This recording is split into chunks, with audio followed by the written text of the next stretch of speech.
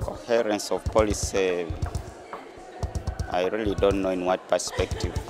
I can't really say that I can give a very quick answer to this question.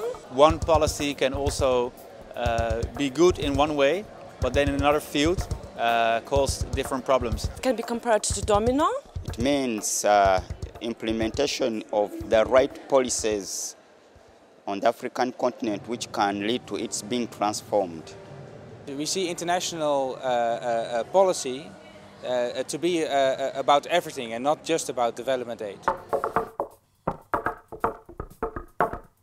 Policy coherence for development is that we're not giving development aid with one hand and taking it back because of unfair trading, for instance. Or fishing their seas empty on one hand and giving development aid on the other hand.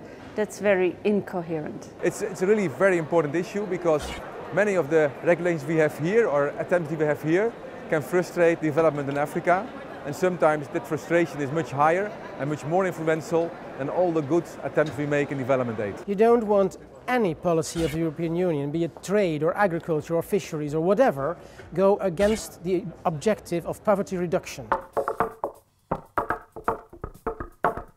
Take for instance fisheries policies.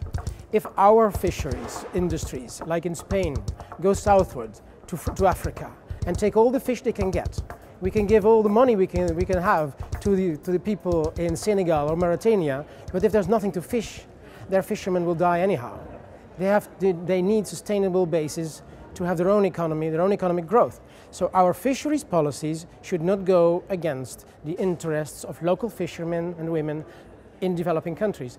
That's very important because if you look at the fishery agreements that the EU makes, for example, with West Africa, that has a direct effect on the ecosystem in Africa, on the social consequences for the local fishermen. So it's very important that we not only look how much we can catch there and export on the global market, but also what are the effects for the local communities and the ecosystem. And you know what the funny part of it is? It's actually in European Union law it's forbidden. We have in the Lisbon Treaty, we have an article, it's Article 208, I'm sorry to be technical, Article 208 is my Bible and it says that everything we do in international affairs should not harm our goal on development, which is poverty eradication. So our trade, our defense, our investment policies should not harm development. But from day to day, our daily routine is actually harming development. Because people like to agree on the intentions, but when it comes to real action, it hurts. This has to do with political will. In the end, everything is politics. The short-term interest of the European Union and of industries inside member states, of employment inside the member states, are so powerful, these interests, that it is very difficult to have these interests balanced against the interests of citizens in the developing world.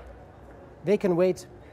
At the end of the day, it's a political decision to choose for your own economy and not for the economy of developing countries.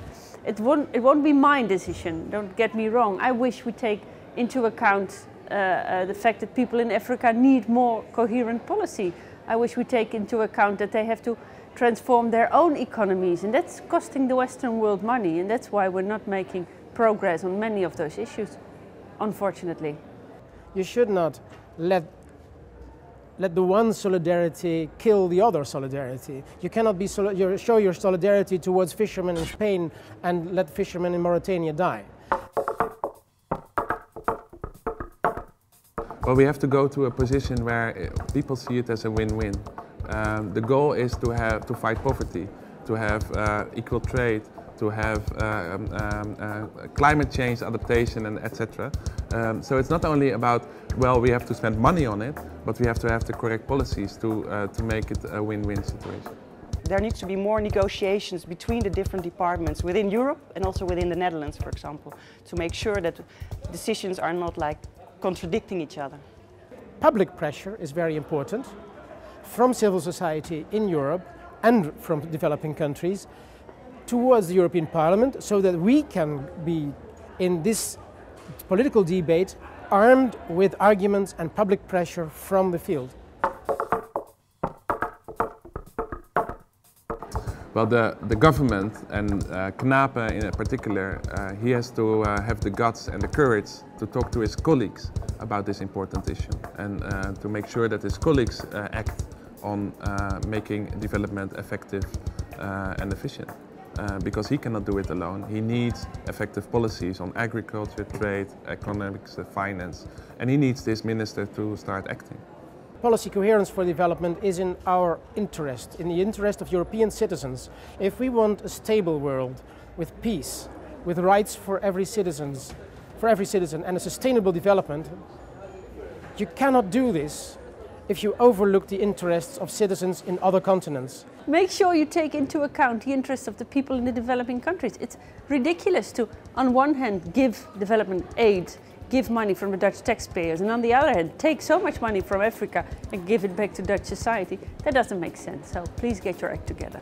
Mr. Knape, talk to your colleagues in the economic departments, talk to your colleagues in business, and convince them that we need coherent policies.